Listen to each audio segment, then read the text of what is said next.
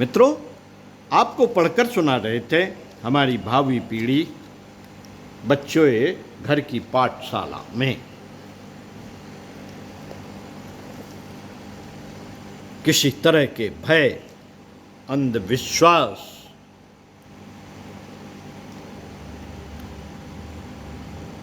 या गलत धारणा का आश्रय लेकर बच्चों को निर्देश नहीं देना चाहिए, भले ही वह उनके हित में ही क्यों ना हो। इसी क्रम को आगे बढ़ाते हुए माता पिता या अभिभावकों की भावनाओं का, उनके व्यवहार का भी बच्चों के जीवन पर बहुत बड़ा असर पड़ता है। वस्तुतः घर की पाठशाला में अभिभावकों का जीवन ही बच्चों की प्रथम पुस्तक होती है। बच्चों के साथ ही नहीं, माँ बाप दूसरों के साथ कैसा व्यवहार करते हैं, इसका बाल मन पर भारी प्रभाव पड़ता है। इस संबंध में एक घटना बड़ी महत्वपूर्ण है। एक धार्मिक व्यक्ति लेन देन के मामले में एक गरीब व्यक्ति को बड़ी गालियां दे रहा था। उसने उसे नौकरों से पिटवाया और धक्के देकर बाहर निकाल दिया। उसका गिरवी रखा हुआ जेवर धनिक ने हड़प लिया। गरीब बेचारा रोता चिल्लाता चला गया। वह सारी घटना पास ही खड़ा धनिक का पुत्र देख रहा था। बालक का कोमल हृदय यह सब सहन नहीं कर पाया और अपने पिता के प्रति उसके हृदय में कटुता और घृणा की भावना पैदा हो गई। वह विद्रोही बन गया। बाप का कहना सुनना उसे बुरा लगता। ऐसे काम वह करता जिससे धनी पिता को क्लेश होता। पिता को परेशानी से उसे प्रसन्नता होती। अंत में परिस्थिति यहाँ तक आ गई कि बड़ा होने पर उसने सारे धन पर कब्जा कर लिया और पिता को बीमारी में तड़प कर प्राण छोड़ने पड़े, लेकिन उसके हृदय पर कोई प्रभाव नहीं हुआ। उस बहू की कहावत प्रसिद्ध है कि जो अपने अंधे ससुर को मिट्टी के पात्र में भोजन देती थी, एक दिन मिट्टी का पात्र फूट गया तो बहू बहुत झल्लाई, कई गालियां दी। उसने लकड़ी का पात्र मकवा दिया और चौके से बाहर भोजन दे दिया। उसका अबोध बालक यह सब देख रहा था। दूसरे दिन वही बालक एक लकड़ी के तख्ते को पत्थर से ठोक पीट रहा था। माँ ने पूछा, बेटा क्या कर रहा है? बालक ने अपने बाल सुलभ भाषा में कहा, अम्मा मैं लकड़ी की थाली बना रहा हूं। जब तू बूढ़ी हो जाएगी तो इसी में भोजन परसा करूंगा। वह स्त्री हक्की बक्की रह गई और उसी दिन से वृद्ध ससुर को अच्छे पात्रों में आदर सहित भोजन देने लगी। माता पिता द्वारा नौकर, पड़ोसी, संबंधी, दुकानदार, जनसाधारण से किए जाने वाला व्यवहार बच्चे के कोमल मस्तिष्क पर बहुत बड़ा प्रभाव डालता है। आवश्यकता इस बात की है कि हमें अपने संपूर्ण जीवन क्रम में व्यवहार में पर्याप्त सुधार करना होगा। कोई ऐसा व्यवहार न बन पड़े जिससे बच्चों पर विपरीत असर पड़े, इसका पूरा ध्यान रखना होगा। यदि हमें अपने बच्चों के चरित्र, स्वभाव, व्यक्तित्व को उत्तम बनाना है, मित्रों, इसमें कोई संदेह नहीं कि बच्चे पैदा होने पर माँ बाप के ऊपर एक बहुत बड़ी जिम्मेदारी आ जाती है।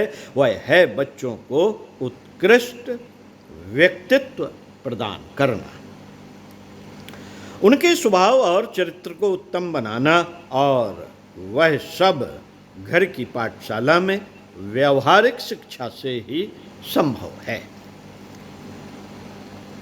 मित्रों, बहुत से माता पिता अपने बच्चों को किसी बोर्डिंग हाउस या अपने से दूर किसी प्रसिद्ध स्कूल में भेजते हैं, इसलिए कि बच्चा घर पर भली प्रकार नहीं पढ़ता, समय पर स्कूल नहीं पहुंचता, अपनी पढ़ने की पुस्तकें तथा अन्य वस्तुएं खो देता है, आवारा लड़कों में घूमता है, घर वालों को की आज्ञा का पालन नहीं करता। कई लोग तो बच्चे के हित की दृष्टि से नहीं वरन उससे पीछा छुड़ाने, उसकी आदतों से परेशान होकर अपना सिरदर्द दूर करने की दृष्टि से बालक को अन्यत्र भेज देते हैं। कई अभिभावक अपने पास अधिक धन होने के कारण बच्चे को बहुत छोटी उम्र में ही अपने से दूर पढ़ने और योग्य बनने के लिए भेज देते हैं। कुछ भी कारण हो, लेकिन बच्चों को कच्ची उम्र में जब तक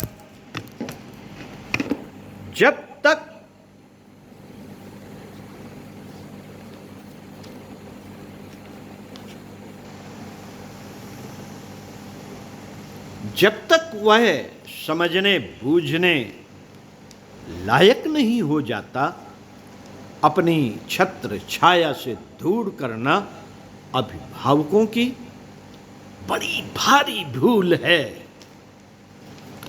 बड़ी भारी भूल है। किसी भी संस्था, स्कूल, विद्यालय, बोर्डिंग आदि में बच्चों के पढ़ने लिखने, नियमित जीवन बिताने तथा सदाचार की बाह्य शिक्षा व्यवस्था भले ही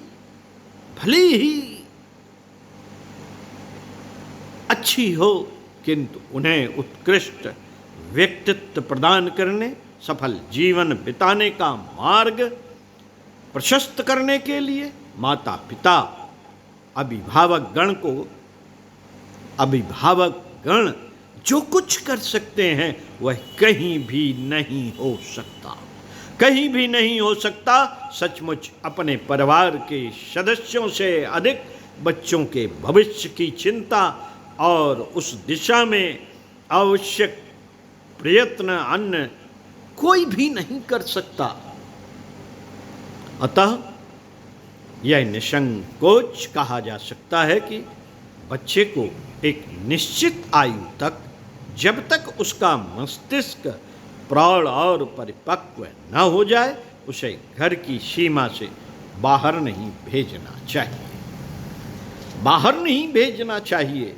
बच्चों के जीवन को उत्कृष्ट बनाने की जिम्मेदारी जिस तरह माता पिता निभा सकते हैं, उससे अधिक दूसरा नहीं निभा सकता। इसके अतिरिक्त बाह्य वातावरण में बच्चे को भले ही कितनी ही अच्छी शिक्षा क्यों न मिले, वह मौखिक होने से स्थायी होती है। स्थायी और सच्ची शिक्षा से बच्चा अभिभावकों के संरक्षण में, उनके व्यवहारिक जीवन से ही सीख पाता है। वैसे स्कूल, बोर्डिंग शिक्षा संस्थाएं उपयोगी होती हैं, किंतु बच्चों के जीवन निर्माण का पूरा उत्तरदायित्व इन पर नहीं छोड़ा जा सकता। वस्तुतः बच्चों के चरित्र निर्माण में माता पिता के स्नेह से युक्त शांत सुखदायी घरेलू वातावरण का बहुत बड़ा महत्व है। पंडित श्री राम शर्मा आचार्य साथियों इसी संदर्भ में आगे पढ़कर सुनाएंगे आपको बच्चों की शिक्षा और छोटी छोटी बातें। तो साथियों सुनते रहिए कुछ अच्छा और पढ़ते रहिए कुछ अच्छा। स्वाध्याय सत्संग का क्रम बनाने के लिए हम प्रस्तुत हैं आपके सामने, परंतु चिंतन मनन आपको ही करना पड़ेगा। जो पढ़ा गया, जो सुना गया, उसका चिंतन मनन आपके जीवन की काया पलट देगा। साथियों, ओम शांति।